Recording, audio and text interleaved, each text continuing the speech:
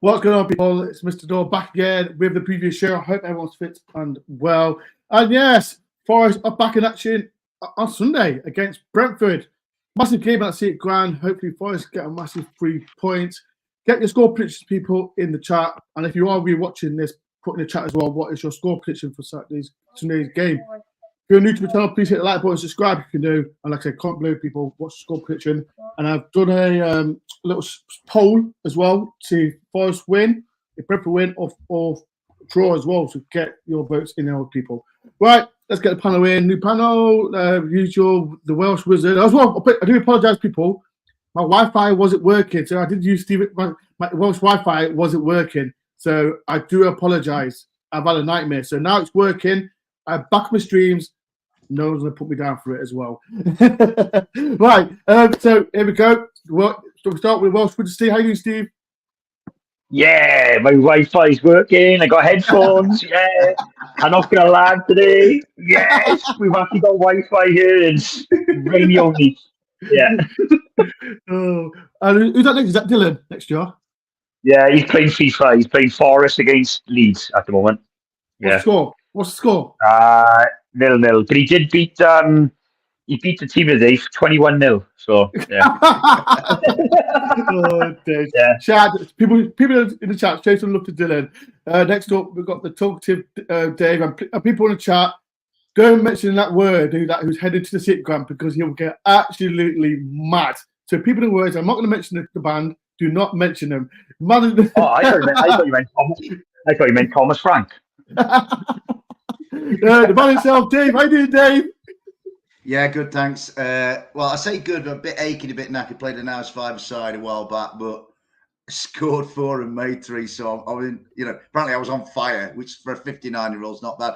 I'm also nicely relieved to see that civilization has finally reached Wales and Steve's got his Wi-Fi sorted out, mate. That's great news. So, and love to Dill. Where's Dill? Where's my mate Dill? Where's Dylan? There's Dill. There he is. Dylan. People in the chat, show some love to Dylan, man. Show some love to Dylan. Right, people, we're gonna talk about Brentford game, but we're gonna look back on the Man City game. Like I said, I didn't do the review show last week, so I'm gonna watch you first, Dave. The Man City game, we lost 2-0, but there were some little positives, weren't there, through the game? Yeah, well, on sort of 15, 16 minutes, we were all thinking, blimey, this is going to get really messy, as it did, last year. But, I mean, City for, I don't know, most of the first half were just in a different gear from anybody we've seen for a long, long time. They just play fantastic football. Forest were managing to just about get a toe in here and there, but City were magnificent. Obviously, the turning point was Rodri's very silly sending off. Admittedly, Morgan was theatrical, but if the guy's going to put his hands around his neck, fair enough. Morgan's going to say to Anthony Taylor in his own way, look what's happened here. I'm sure, other people would have done the same.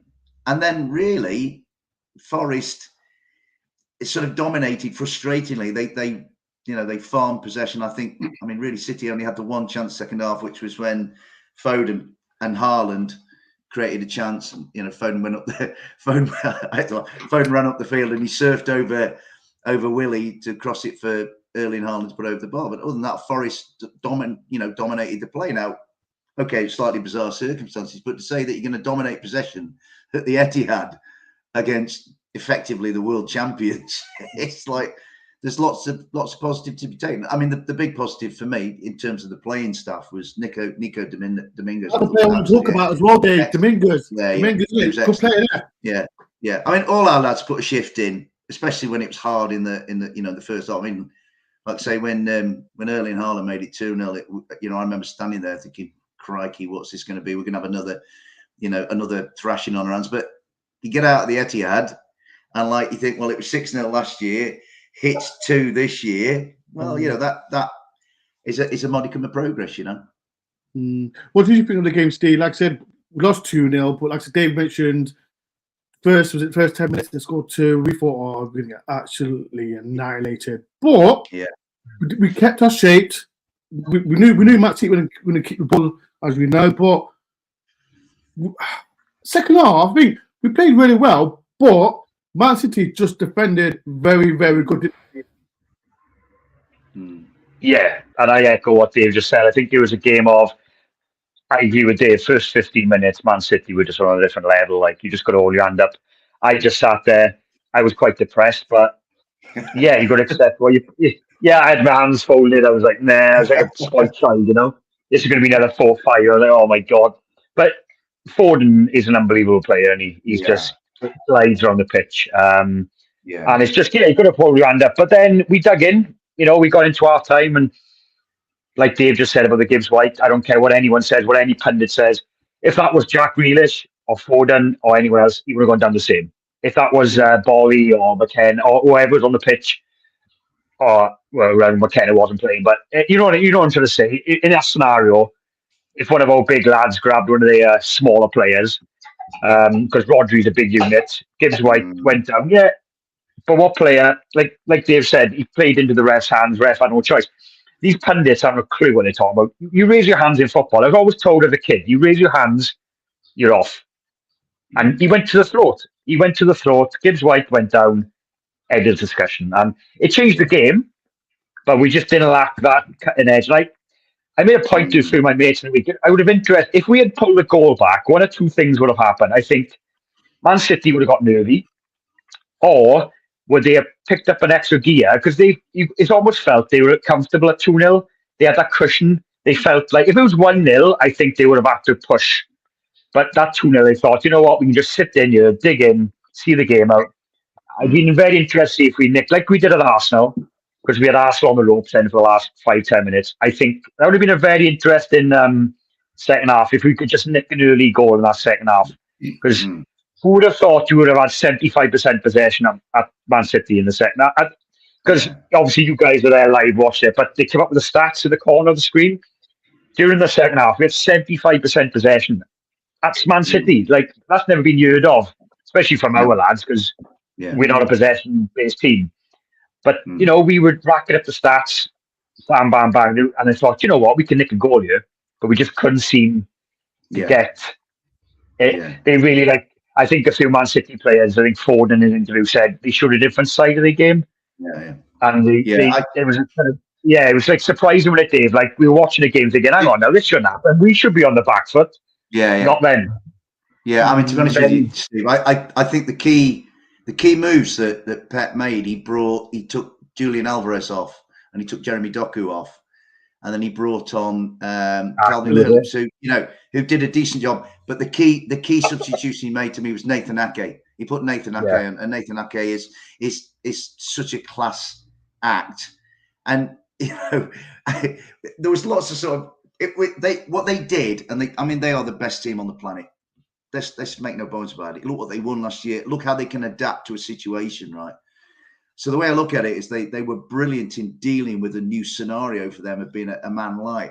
And what they did to us what we kind of did to Arsenal at the end of last season, where Arsenal had so much of the ball, but they kept shuffling us across so that wherever and at one point you had Callum on the field, you had Divock on the field, you had Woody on the field, Anthony was on the field with Dominguez pulling strings, and wherever Forest went, City managed to sort of build a barricade so they couldn't get through.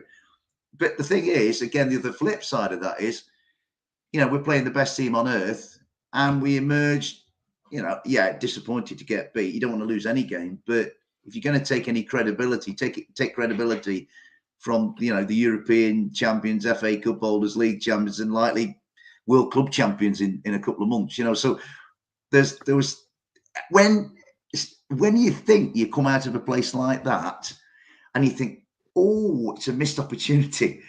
Does that reek of progress from 6-0 last year, 4-0 at Leicester, 5-0 at Arsenal, 4-0 at West Ham? So I think we're moving in the right direction. The thing to do now is not to get ahead of ourselves, I think. And sorry, one quick point. The fact that we lost 2-0 in a weird kind of way, you can look at it as a point gained.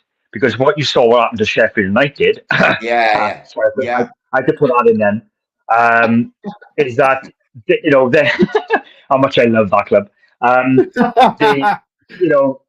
Them losing by that much, it just shows the effect of a goal difference, because that almost cost us last year.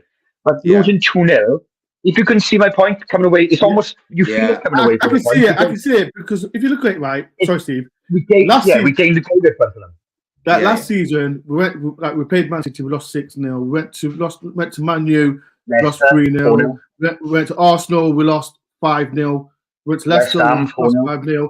And you look at this season, we lost 2-1 to Arsenal, lost 3-2 to Man U. I still feel we should have won that game.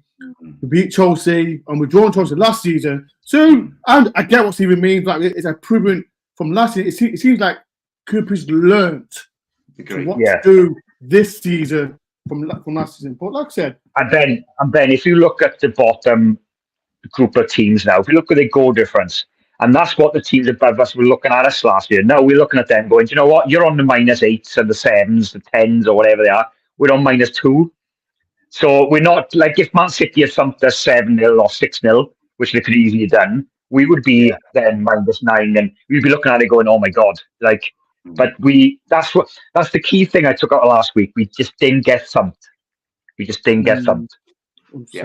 But people, now we're going to talk. Like I said, we'll speak about City. Now we're going to talk about the Brentford game. Like I said, it's a massive game because, as you know, we played the 4 big teams away and we gained 3 points from it.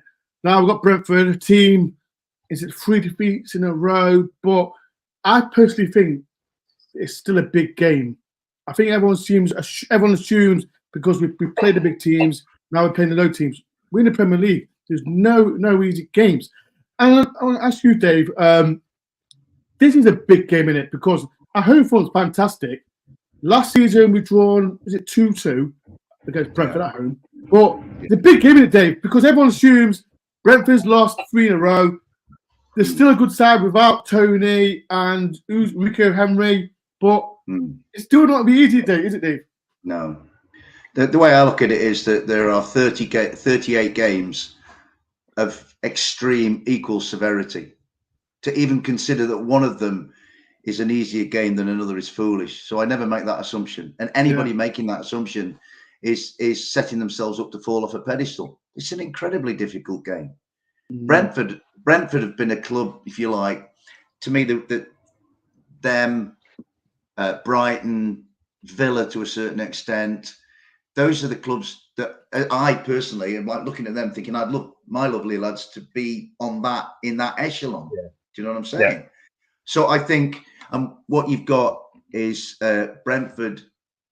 It's the first real bump in the road they've had since they came up. It's all been it's been a trajectory of good things and success and winning lots of plaudits and accolades. But I'm here to tell you that performance by Brentford last Saturday against Everton was by far their worst in this league since they were promoted. Absolutely. They were not at the races. And fair play to Thomas Frank. He's not everybody's cup of tea, but he was honest enough to say we weren't on it, and they weren't. You know, so they lost in a scrappy one at Newcastle where I thought they would stress Newcastle more than they actually did. They didn't. It became a grind, and I thought Brentford were, really dangerous to Newcastle. But Newcastle, without really getting into top gear, dealt with it. Then they lose to Everton, which I think we were in the car coming back from the Etihad, weren't we, Ben? And we were like, we couldn't get our heads around that. Everton were like, actually so in control and so on top, And Everton, there's another one. Everton in the space of a week have all of a sudden got hope. They've beaten Brentford away 3-1. Villa in the League Cup, Calvert-Lewin scoring, Jimmy Garner's beginning to really establish himself, But with Brentford, I always very, very wary of teams that are on a little losing run because good runs and bad runs come to an end, and anybody within our family who's just assuming that Forest only have to turn up to win is a fool. I've just watched our manager's press conference. He's, people trying to say to him, is this a good time to play Brentford? Are Brentford in like some kind of free fall? And he wouldn't have any of it. And that's what I love about Steve. He, to my way of thinking, there isn't an easy game anywhere. So there'll be people sitting thinking, wow, we'll beat Brentford. They've lost 3 on the trot. And then when Luton come in a few weeks, we'll do them, won't we? No. I mean, due respect to Sheffield United, okay, they got thumped last week.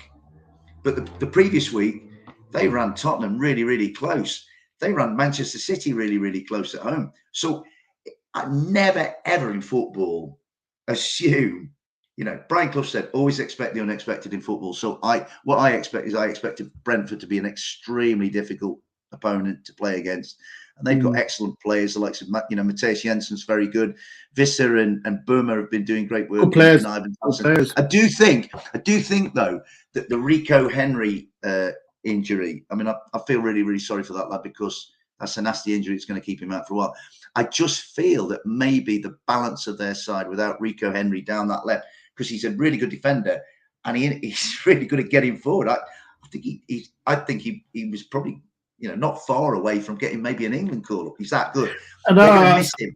They're going to miss him now, and I think that might just give I don't know whether it's Callum or Anthony or whoever that plays, on our right. It's probably Callum Hudson-Odoi, probably down that right against their left back. But whoever Brentford bring in will be difficult to beat. So no, never assume anything ever.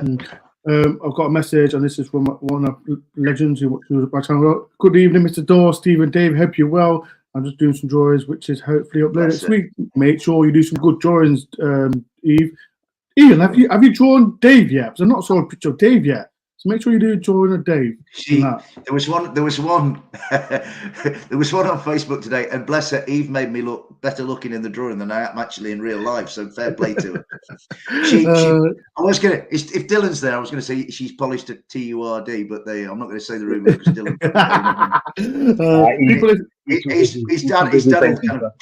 His dad will kick me up the backside from down the internet from Wales, won't you, mate?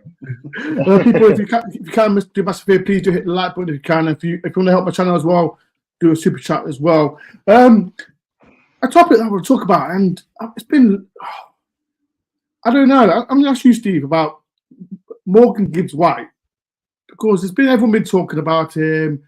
He's not been doing much. He's not been doing that. People should drop him. Blah blah blah. People in the chat as well. Would you drop Morgan Gibbs-White against Brentford? What does everyone think in the chat? And ask Steve as well. What do you think, Steve? Let's be honest. I think on his day, he's probably our best player. Most creative, most charismatic player on the pitch. Plays with personality. Goes back to that game against Arsenal last year when he won the tackles, pumped the crowd. He has got a bit of a slump. Let's remember, he's still a young lad, and during the summer, he done very well with England. And I think he's come back, and I think he may have the same problem that Johnson had last year when we signed Gibbs-White, in the sense that we've signed these players now, like the Hudson-Odois and the Langas, and maybe he's been kind of like overshadowed a bit by the last day of the transfer window. We've signed these players. Wow, look at this influx of players, and like we're going to touch him with this Dominguez boy now, and these other players, and Taiwo's hitting the ground running again this season. I think maybe Gibbs-White has kind of gone under the radar, but maybe his performances have dipped a little bit as well. Is it less pressure on him though, Steve? Because like I said, maybe. And I think last year he came with such a high tag, didn't he, Ben? And I think he felt like, I'm going to prove I'm worth £40 million. But I hope he'll come back. Look, he's a class act, right? But I think the reason why people are picking him out is because he's not producing what he did last year. Yeah. And he will come back. But we have got other match winners in the side now. Like last year, it was very reliant on Johnson, and then Gibbs-White came into it. But this season, look across that front line. When we're fully fit, we have got we've got one of those really quick wingers now in Hudson-Odoi and Alanga. Powerhouse up front. We got Gibbs-White. We've got other players now who can create problems. And I think Gibbs-White now will just find his feet again. I think he's just going, look, even the best players, come on. Like we touched on Foden earlier. Foden will dip in the season. He'll have a bit of a whoop. And then maybe the Man City fans be questioning, maybe he should be dropped. But maybe if you drop Gibbs-White for one game, it might make him think, maybe my place isn't nailed on. But we all know Cooper loves Gibbs-White. He's the go-to man for Cooper. So I think, if anything, you shouldn't drop him. You should base a team around him. And maybe dropping him wouldn't do his confidence any good, because the last thing you want is for a fucking Gibbs-White to be on the bench. But then what I would say, maybe use him in a game where we can use him off the bench. We have that strength and depth now, because that bench last week, I looked at that bench and I was like, wow. This is some strength we got now. Yeah. You know, when you've got the likes of experienced players like Wood and Origi, okay, Wood's had his criticism, but looking on the face value, most Premiership teams below us would take them players. Yeah. And, you know what I mean? The strength and depth is quite scary now. And if we can have a full, well, think of the players who weren't even in the squad last week. You know what I mean? Yeah. Can I just mention one? Can I just say one thing about Brentford quick as well, Ben? Yeah. The Brentford game worries me a bit because I said to one of the boys at work was talking. He's asked me who Forest got the weekend. I said Brentford. If they had thumped Everton last week, we'd all been like, "Oh dear, Brentford on a bit of a comeback now. We're in for it." Now they've lost. Like Dave said, all the Forest fans were like, we'll turn these over. But Thomas Frank said in his interview, we're going to work this week on the training, blah, blah, blah. We're going to do this, do that. He's going to put things right.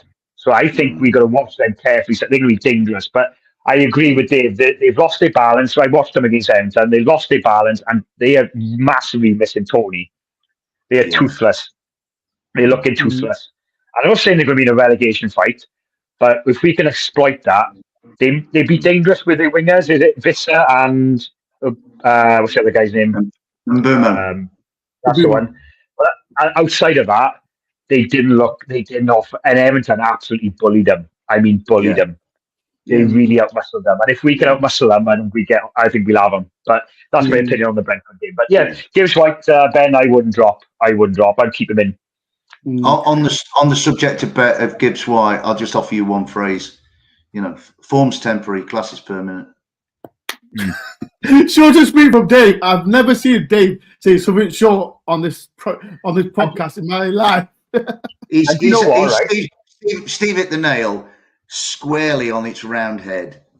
He's our most creative player. He's the player. He said, right, which player in this squad has got more X factor? Oh God, I hate using that. But you know, who's got more charisma than maybe some of the others? Then it's going to be Morgan.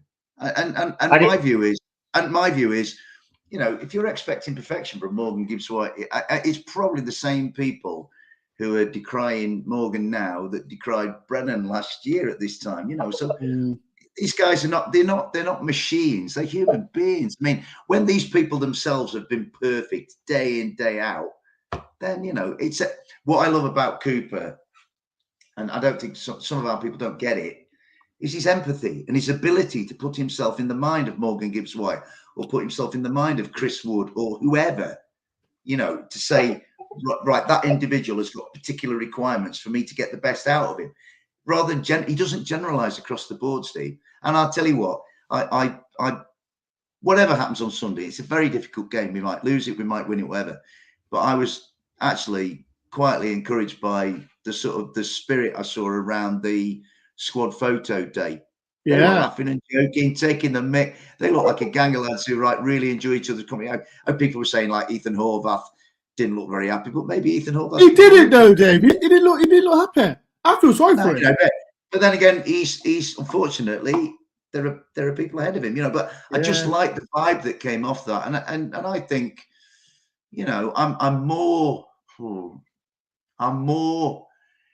confident, you know, I'm sort of more quietly confident that we won't be in a relegation battle this year. But I'm never gonna, you know, I'm still gonna come back to the fact that I want 17th. I just want to be a Premier League side again for a third season running.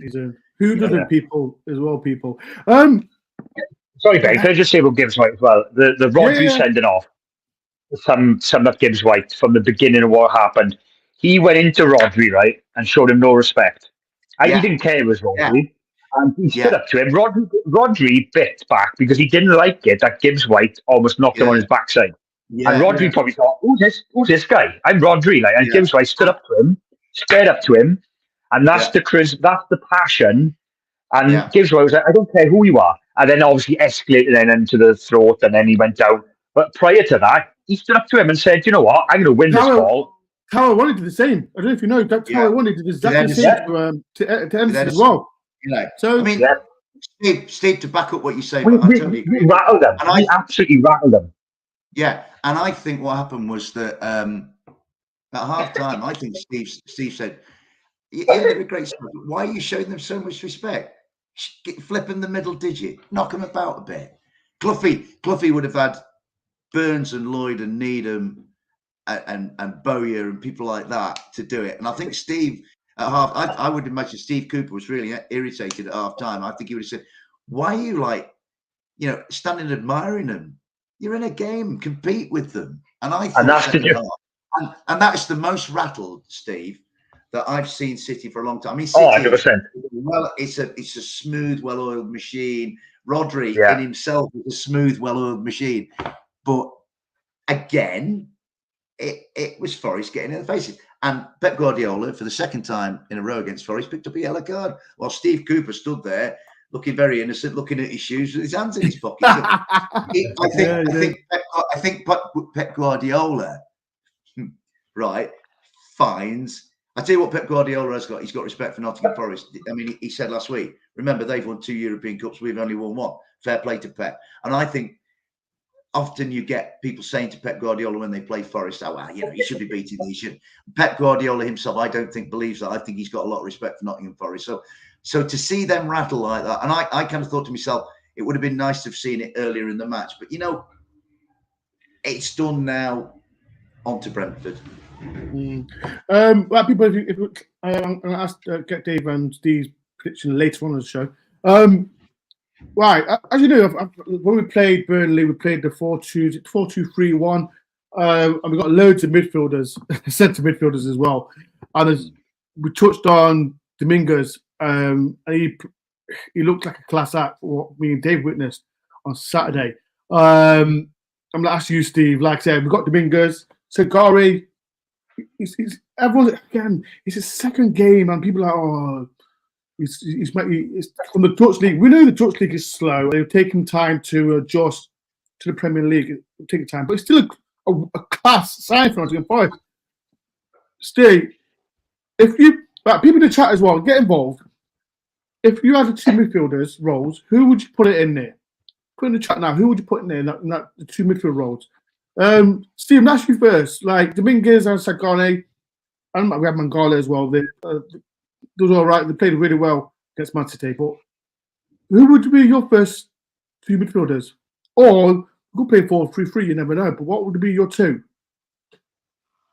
Well, going from last week, obviously Dominguez played the best team in the land, and there's no harder game to chuck him in.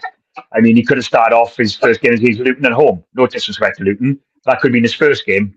But Dominguez he looked a player that we wanted Freuler to be, but he looked so dynamic. You boys there, I watched on TV. What I liked about him, right, was he played with a kind of, I'm going to just have this ball and just give it quick. I'm going to give it simple. But Freuler did that, but this guy gave it a bit more zip. Yeah. But he was there. He seemed to be Freuler just seemed to glide just more limber on the field, didn't he? In a kind of slow pace. But this kid, there was one incident in the second half. Maybe you boys didn't see it. It was the other end of the pitch. We were playing out from the back, and Niakate, can I just say, he was class as well. Niakate played a pass, and Dominguez played a dissecting ball through, I think, Haaland, another player. But he played it with such confidence. I'm just going to play it through you. Bang. Quick. And it was just so precise. And I just love the way he's demanding the ball as well. He was growing on me as the game went on. It's just I think he's going to be someone we're going to like.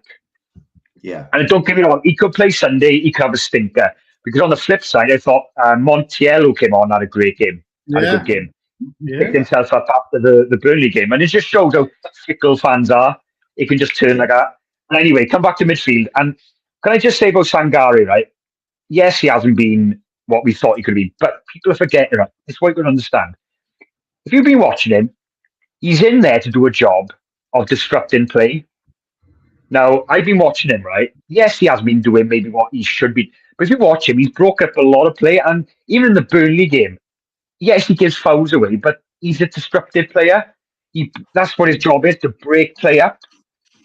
And in the Man City game, if you watched him, he wasn't that bad. He was tidying up some of the play, playing it quick out to the wings. He is, like you said, Ben, it's his second game. I think when he starts gets going, we got a really good play in there. So my options would be, as it stands now, definitely Dominguez. I don't know if Ryan Yates is too of a similar player though to That's the Dominguez. thing. I was thinking that the other day. I think they cancel each other out. Mangala is a little bit more dynamic, but my personal would be Dominguez and Mangala at the moment. I think, as it stands now, Sangari's still getting to where he wants to be. To make hello, bud. Oh, you went 6-1, but you won 6-1 by the way. Good on you. All you Leeds fans out there. But yeah, so my personal choice would be as it is now, Dominguez and Mangala. What about yours, Dave? People in the chat, who would be your two centre midfielders? Get them in now. Who would be yours, Dave? Because, like I said, it's so hard, though, Ben. It's really hard. It's really hard. Yeah, I'm not sure my brain can take this on a Friday night after an hour's 5 aside. But I tell you what, I think Dominguez,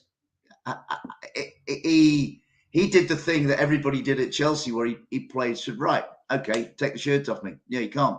So Dominguez and Steve, the key point that Steve made, and he's bang on. What I loved in that game, and we were really high up in the away section at the Etihad, so you're amazing. I mean, the players look like ants that were that far away, but you were able to see the whole vista of the game. So you could see how the game, you were literally on top of it, like watching it on it, like probably like Dylan's doing on his game right now. And what I loved was that whenever Forest had possession, Dominguez just seemed to be, right, I'll have it. He seemed to know where to put himself to receive the ball. And the other thing that Nico Dominguez did, that poor old Remo, I mean, Remo's a good player. Let's make no bones about it. Played in the World Cup for Switzerland, quality player. But I think he suits Italian football rather more than he does English football, because it's just that little bit quicker and more physical, Yeah. But what Nico Dominguez did, he looked to play forward passes. I mean, it's really simple as that. He got the ball and he said, I'm gonna try and play Taiwo in. I'm going to try and play Callum in. I'm going to try and play Anthony in, Morgan, whoever his option, Divock, Woody, whoever. And I like that about him. I mean, Sangari has to play. I think when poor old Sangari suffered a little bit, there was so much publicity and hype on transfer deadline day, that kind of set him up a bit. Now, my view on Sangari, and it's the same view on all of the new signings. Excuse me. So that's Omabama Dailies, Murillo's, Andre Santos, all of these kids, all of them, is that like the lesson is from Renan Lodi. Right. Now, Renan Lodi, when he first came last year, everybody's, this guy's rubbish. What's he playing? Do you remember everybody at Leicester was like, I mean, Lodi did have a bit of a poor game at Leicester. Yes, he did. Who at Leicester, who apart from Serge Aurier at Leicester had a decent game? Nobody, right? Yeah. But then, as the season went on, everybody's like began to worship Renan Lodi because he worked through his sticky period and he came out, and again, form's temporary and class is permanent. And I think Ibrahim Sangare, give him, 4 or 5 weeks. And he'll be sort of 6s and 7s, and then boom, one day he'll hit you with an 8 or a 9, and somebody, a Sky pundit or someone say, "Wow, this guy is a unit that Forest have bought." So I think to me, all the great football teams, all the great coaches, they've all got patience. They don't expect it to happen within 5 seconds. It's not going to be like that. Unfortunately, the vast majority of people in football who are not patient are the fans. I want my thumping win now. You're not going to get it. It doesn't work like that. You know what I mean? The Stone said the Rolling Stone said you can't always get what you want. You know what I mean? And Mick Jagger was right. So the way I look at it is, Sangari. I mean, Dad, look at this. Sorry, he's all right. Good old Dylan. Yeah. I love that lad. So anyway, to go back to it, Sangari and Dominguez for me, and then I'm on the horns of a dilemma because Oral goes under the radar a bit, but he's really good at keeping the ball, and he works the ball about nicely. He glides around the field. I mean, his performances for Belgium in the international break were, I think that's what kept him in the side. I think Steve must have watched them with Tatey and thought he was so good for Belgium. We have to put him in the side. But I'm 50-50 between Oral Mangala and Ryan Yates, because whatever you say about Ryan Yates, everybody that plays against Nottingham Forest when Ryan Yates is on the field knows they're playing Nottingham Forest. Yeah. He is the embodiment of us in the stands on the field. Yeah. And Yates, I tell you what, you could have like 22 players walking off at the end of the pitch, and 21 would have no muck or whatever or blood on their kit. Yates would be like he'd been in one of the trenches. You know, he's and I think Ryan Yates's presence is so useful for Forest. He's a personality in his own way. You know, he's sort of in there letting, hey, we're Forest, we're here, we're not going to be pushed about. You know, so to me, Sangare and Dominguez start, and then it's a flip of a coin. And I wouldn't if it was Orrell, I wouldn't worry. If it was Yatesy, I wouldn't worry. Do you know what? Right, this is the thing, though, right? About strength and depth, you can choose your team to who you're playing against as well. So a footballing side like a Brentford, you play Dominguez and a Mangala. Against a rough, more rugged team like a Luton, you play a Yates and Sangara. More physical. You know, agree with that. You play with. I know you should worry about yourself, but you can adapt as well and look at the look at the team playing. And if it's like against Burnley at home, we went with two wingers, which when it Ben, I chose Zalanga and Asnadoy in my starting lineup, and he went with that.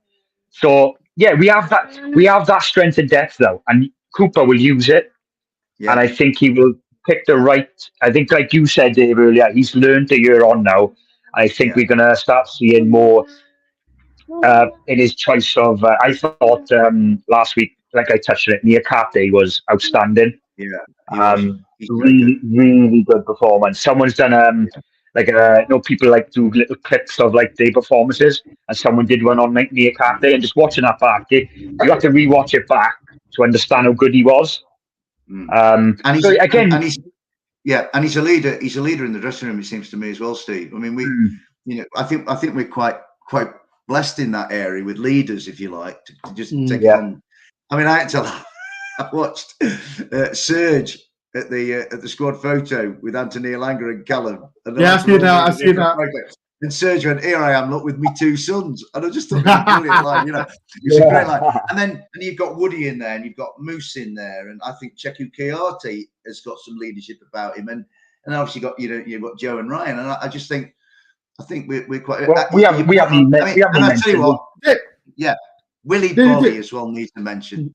Willie Bolly has been really good. Quick question, Mike. Like I said, I've got to mention, and we forget about like Joe Worrell or McKenna didn't play against Man City. Would you bring him back in against Brentford, Dave? I might. If we're going to go 4 at the back against Brentford, I'm thinking I might bring Joe back in, Moose on the left of the back two. So again, if you're going to push me on what my starting back 4 is, and I think Steve desperately wants to take that next evolutionary step. He doesn't want to play the low block all the time. Although for those people who moan about the low block kept us in this division. Without that low block, we'd be back in the Championship. We'd be playing Sheffield Wednesday tonight, right? Man's probably winning. But so he wants to evolve, and I think the Burnley game, when we all saw the lineup an hour before kickoff, wow, right, we're into the next phase of Nottingham Forest. And for half an hour, it worked a treat.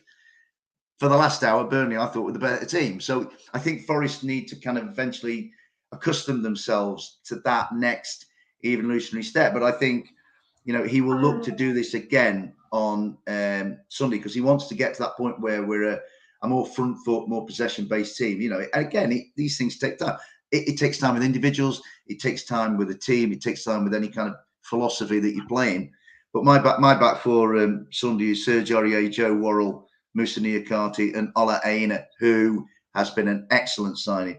Yeah. But the other side of that is that's really tough on Willie Bolly, because Willie, I remember when Willie was signed, I was a bit like, well, Debut was awful, wasn't it? Awful. And you kind of thought, why? But you know what, Willie's been, I mean, he produced a block at Chelsea that stopped, I think, Raheem Sterling. And he did one last week at the Etihad, which stopped it being 3-0 before half-time. Yeah. At that point, the floodgates could have opened. So a lot of time for Willie Bolly. I think he's come in and done a great job. But that back 4, I think Serge will play. I think Moose will definitely play. Ola Aina will play. And then I guess Steve's got the dilemma of, does he put Willie in or does he put Joe in? And I just think Joe's just that little bit more mobile on the right-hand side of the back too. But like you say, Steve, you bang on about Moose played really well, and Gonzo Montiel came on last week, and he had that. He played well. He played well, he didn't he? Did do all right. I mean, he had the run around off little Luca Colio show, who I thought was brilliant for Burnley that night. Played really well. In fact, I thought the best 2 players that night were Luca Colio show and Josh Cullen for Burnley. I thought all the Forest lads were much of a muchness. So to come back on at the Etihad, having had that stinker, it just proves human beings. You have a good day, and then you have a dodgy day, and then you have a good day. Yeah. And the hope with any human being, Steve will say this to Dylan as Dylan grows up. Dylan will have good days at school. He'll have not so good days. The trick is to try and get more good days than dodgy days. If you think you're not going to have a dodgy day, then don't be a human being. Do you know what I'm saying? So I mean, the thing was for me, I'm a soft heart, and I just try and see the good. I mean, I think a lot of our fans sometimes will see, a player will do, say, 10 things, right? And he'll do 9 good ones, but people will concentrate on the one bad one. I mean, what kind of way is that to go through life? So, no, I'm very forgiving, but yeah, that's my back four. So Turner, Aurier, Worrell, Niakate, Olaina, Sangari, Dominguez, either Yatesy or Orrell. I wouldn't be worried either of them. Yeah. People in the chat as well. David just done his lineup. What is your lineup, people in the chat? Get them in now. What's your front 3, Dave, or 2, whatever it is? My front 3 is Taiwo, obviously up in the middle, Callum on the right, and then Morgan. Those are my front 3. Steve, are you the same, or have you changed it a bit? Have you changed it? Against Brentford, I think without Tony, we could probably afford to go with the back 4. So I'd probably go, Serge. Maybe go with Worrell. It's a good. We've got a big squad. Great dilemma. Well, like I just said earlier, you think of last week in the Etihad, right? The players weren't even in the squad. Like Nico Williams, Ryan Hastings on the pitch. Like Scott McKenna was our best centre half for 2 years running. Couldn't even in the squad. I mean, it's the scary strength and depth now. And I mean, like Dave said about the squad photo, even though we got a fairly big squad, it feels united. Like we haven't even mentioned that Santos kid yet. I know, we have Santos. I mean, it just shows we need the strength and depth. And so it'd be Inya on the left as well with Niakate. My midfield would be Dominguez and Mangala, and then I'd probably go with a similar front. I still like Alanga and Hudson-Odoi at the wing. I just feel with them two, we can just rinse teams. I think, Alanga did struggle a little bit last week, but again, he's up against Man City. They got quick fullbacks. But Anya, he skinned Kyle Walker. And off the half. You guys must have seen it because he made that run that side of the pitch towards the forward fans. So I sat there, I was like, he just rinsed Kyle Walker. Fair play. He's been one hell of a signing. Do you know what, Steve? I think at the moment, I mean, they're all progressing at different rates because they're all different. None of again, you can't generalize, but I think Ola is further down the road than some of those. I mean, he was the first one to come in the window, I think. I might be right on that. Well, Woody was the first in, but Woody was here already, if you like. Then Ola came in. He didn't come in with much fanfare, a bit like Willie and Serge did last year, and Willie and Serge have become, solid members of the squad. Ola's come in. He seems like a really nice lad. He's got a nice way with him, and he's at Arsenal and at Manchester United and at Chelsea and at City last week. He's gone to some very, very tough places as a guy who came on a free from Torino, and he's kind of made you think, wow, whoever spotted him, I mean, you have to, in many respects, give some due credit to our recruitment team because they spotted Olaina. I mean, I didn't really know who he was and not heard anything of him. And also, you've got to say, they managed to convince Ibrahim Sangari to come to Nottingham Forest and Gonzalo Montiel to come to Nottingham Forest, giving up Champions League football with Seville and Eindhoven. So, there's a lot of moans about the recruitment team, and every signing's a gamble. You're not going to get it right all the time. But of course. Let's give some props to them. But Ola Aina at the moment, to me, is playing the best of all the new guys. He's been nicely consistent throughout the 6 games. He's been consistent, yeah. And I tell you what I like. I look what I really like about him, and it's to his absolute benefit that he can do it. He can go from right to left. Actually, if you think against Burnley, I thought that if you were going to put me on the spot for our 2 best players against Burnley, I'd go for Ola, because Ola, obviously Gonzo was having a terrible game against Koleosho, but when Ola went and faced Koleosho wasn't the same player against Ola.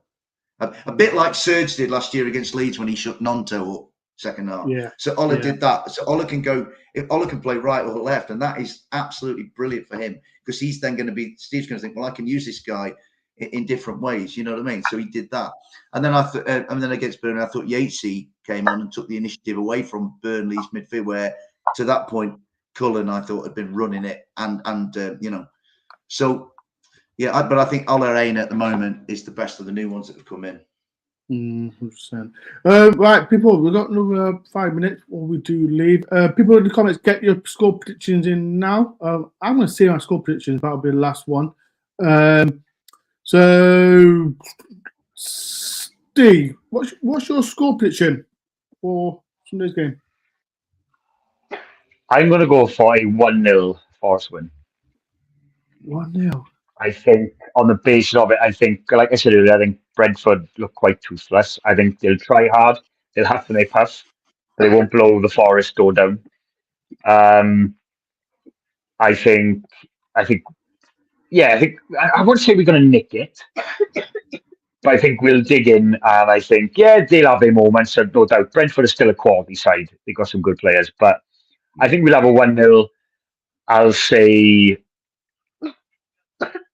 I'm going to say my man again, Hudson-Odoi. I like Hudson-Odoi. I said to you, Ben, I've been a fan of him for years. I think he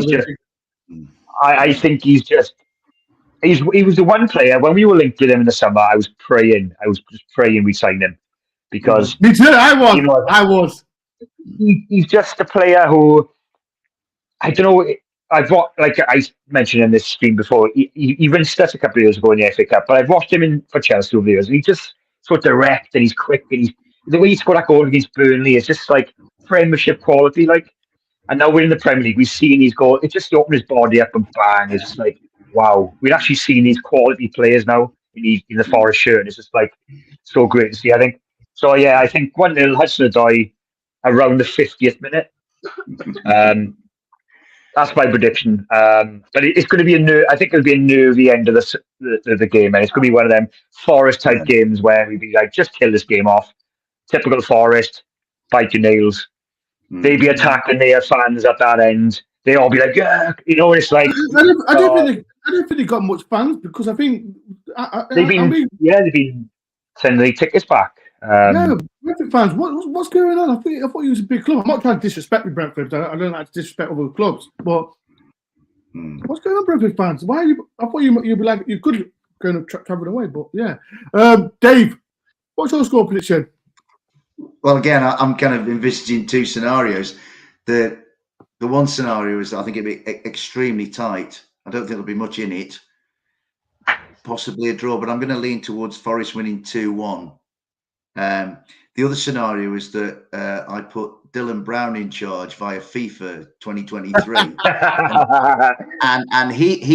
Dylan controls Forest through his little Game Boy, whatever he's doing, and Forest wins 6-0. Oh, and there's Evie. Maybe hello Evie. So hello, Evie. So Dylan Brown is my manager. Steve's going to have somebody sitting in the armchair, and he's going to let Dylan manage Forest, and Forest will beat Brentford 6-0. But in Dave world, I think like Steve's right, it's going to be really, really tight. Beware a wounded team that is, I mean, I was thinking about what happened to Blades last weekend, and like, if there was a crumb of comfort for Blades, it was like that. Bournemouth lost 9-0 last year, stayed up comfy. Southampton lost 9-0 a couple of years or 3 years back, stayed up comfy. And often a really horrendous defeat like that, or 3 defeats on the bounce, she's so cute. It's like what it does. You get a reset, and you get a siege mentality. I mean, you've seen it in the past where teams are having a bad run, cannot in any way, shape, or form take Brentford lightly. They're a good side, you know. But the other thing I've got a slight feeling about them is we sort of owe them a little bit, because if you remember Vista's penalty last year with Dean, that was like something of nothing. And down there, we were really good for 80 minutes. And then we got done late. Yeah. We got done late on it. And that was, to my way of thinking, that was one of the most painful away days of the season. So maybe, and they've been a bit of a bogey side for us, you know, down the years. So I think I'm going to say Forest 2-1, but obviously if Dylan's in charge, 6-0 to Forest. 6-0 in charge. Can I just say one thing as well, though? Like, behind the scene, what we should be looking at the other way as well. We should be looking at as well. Prey on the vulnerability at the moment. Yeah, go and hurt them. Yeah. Go on the other side. Don't feel like, oh, they're going to go on. If they've lost in the trot, go and make it 4 in the trot. Yeah. Show a nasty speak. You know, go for the juggler. Put them to the sword. Send them packing. 3-0. Yeah. Thank you very much. Get back to London. That's the way we should be looking now. Not like, oh, you know, I know it's us as fans, we always feel, but we should have that nasty streak now, that rooster streak. If you want to stay in the Premier League, put them to bed. End of. A bit like, Steve, in cricket, in Test cricket, enforcing the follow-on. You're down, so I'm going to stamp on you. I absolutely agree, mate. I tell you what, I would really love to see Forest come out and say, you know, BOLLOCKS to Brentford. Let's just like get in the faces. You know, I mean, and when their supporters are sending tickets back, that's such a rare occurrence these days. Certainly at our place, which is, you know, people want to come and sample that City Ground atmosphere. You know what I mean? So fingers crossed. Fingers crossed we get the same snotty attitude, if you like, that we had second half at City, because that snotty attitude kind of allowed us to get in the game. So, you know, respect to difficult. I just got this feeling Burnley will probably show more fight than Brentford in a kind of way, because Burnley have to really, because they did show fight. They didn't surprise me what Burnley did to us. That's how far we've come in a year. We are playing a side who are fighting now for where we were last year. We were showing that we were the mid-table team, and now Brentford will come. Yeah, we're into a new phase where people are now seeing us as favourites in games. Now, in pretty much every game last year we played, we were seen as underdogs. You know, Forest just 23 years out of the Prem. Now people are saying, you know, I've watched 2 or 3 prediction shows tonight, you know, and whether I respect what these people say or value them as intellects, I'm not sure. But most people have Forest winning it. So again, actually that's another facet of the progress. You know, Forest are now not seeing. Forest were fodder last year. They'll beat Forest. Forest will get nothing. Now people are saying, oh well, the wider world and the wider media is now sort of giving off the vibe that they think Forest are slowly evolving and improving. You know, and that's what Steve Cooper definitely wants. That. So Steve Cooper, I mean, the guy gives me so much confidence. I listen to him. His press conferences are masterpieces of saying loads but saying nothing, and he just bats every question away. He neutralizes every loaded questions about players, fitness and injuries and all that. And he's really enigmatic, and I think he's difficult for other managers to work out. You know, in that regard, I think he's brilliant. But behind closed doors, he'll be saying, "These are down, kick them hard, down." Kick them hard while they're down, and keep kicking. Yeah, you know, teams have done it to us in the past. Yeah, and he'll have some death metal on in the changing room. You know, the lads will be smashing into each other and what have you, and a bit of fight. Listen to what, Dave? Listen to what, Dave? Death metal. Bit of death metal band. Oh, death metal. Dave. People, if you want to take that ticket, get in now. I'm saying nothing. I want to see my school picture. I'll never do it before the game. The reason I'm going to say I want to beat Brentford because they really cheated me off as me and Dave went to the game. We lost 2-1 at their place, and I'm not going to throw people under the bus because I don't like to disrespect people online like other people do to me. The way they disrespect us after the game, like, oh, Brentford got a thing for Steve Cooper. I don't know if people know about this when he was at. It's from the Swansea days. It's from the Yeah. Swansea days. They don't like each other. The Swansea don't like Brentford from them days. Yeah, and the way the Brentford fans was after the game, I don't dislike them. Don't get me wrong, they're not my top 5 team. I hate. I don't I got respect for some Brentford fans, but I want to beat them. I just want to beat them. But do you know, Ben, I think back to that day, mate. Do you remember me and you, and I think Malcolm was with us, and we and then Jamie, and we were coming out of the G-Tech, and they were obviously, loving the fact, as we would have done if we'd have won in circumstances like we'd have loved it. And we got sort of tagged by some Brentford influencers, YouTubers, or whatever, and there was a certain amount of, they probably didn't mean it, but it came across as a bit of gloating and that sort of stuff. No, Dave, it wasn't. Dave, it wasn't even gloating. It wasn't. Listen, man, I don't mind taking it out, a massive L like I did against Leicester, because I got absolutely battered for that. But it was just the way they came out. Oh, Steve Cooper deserved that because of all the things he's done. But I'm like, okay, you've won the game, fair enough. Come on, man. Yeah. We're not Steve Cooper. We're just fans. We follow Nottingham Forest. But the way they're doing it to us, I think it was a bit okay. Maybe Ben, he's living rent free in their heads. So maybe that. But he's already won up on Thomas Frank, mate. And this way, I want to beat Brentford. Go on. Just because I'm from this area, obviously a lot of Swansea fans. It stems from them days where Thomas Frank and Cooper had a massive, head-to-head, and Swansea fans despise Thomas Frank. Yeah. They hate him, and it's got that backstory about that. That's where it stems from. So it's that edge between Cooper and Thomas Frank. And what was disrespectful is the Monday Night Football. Thomas Frank was in the studio. They went to Cooper's interview, cut it off, and then they went back to Thomas Frank. And that was just a kick in the teeth, because of all the people who could be in the studio and with the back history of Cooper and Frank, I'm just thinking, oh, that did not look good. Sky Sports did not look good. They did not make themselves look good with that, because you boys were obviously at the ground. But if you happen to see that clip, Cooper was cut off, and then that was Steve Cooper.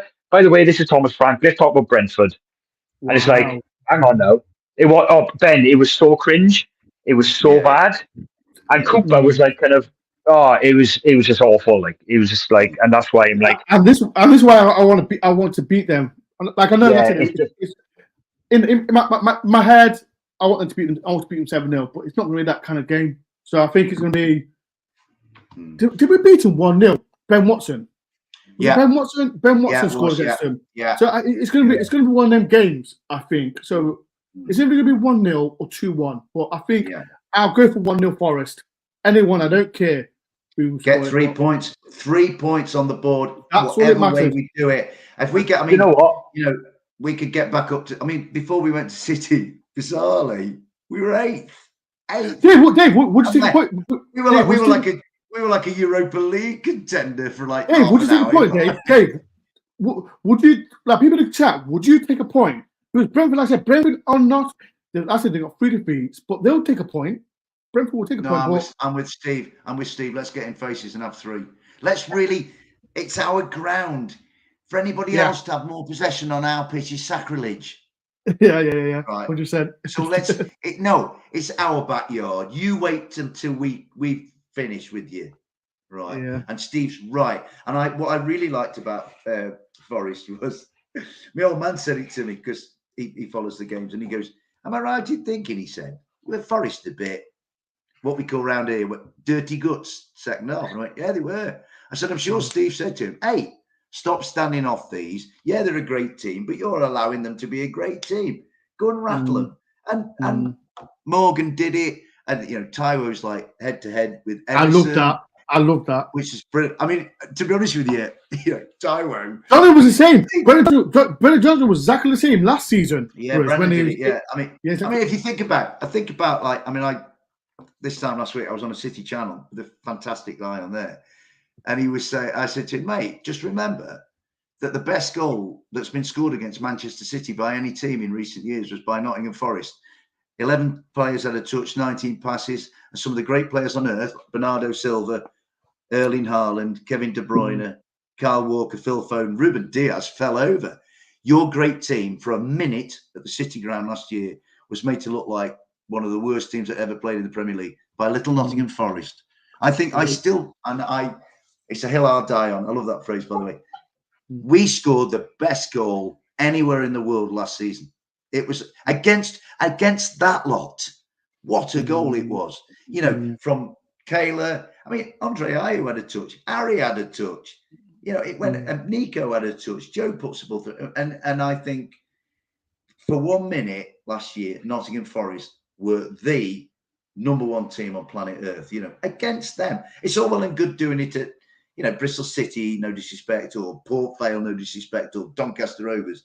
But to score a goal like that against Manchester City, especially when you've been dominated for most of the game, I think is absolutely wonderful. And I like to think that we can marry that kind of football with a up yours attitude. And I've often said in the past, all those years when we were like struggling to get back in this league, we were a doormat.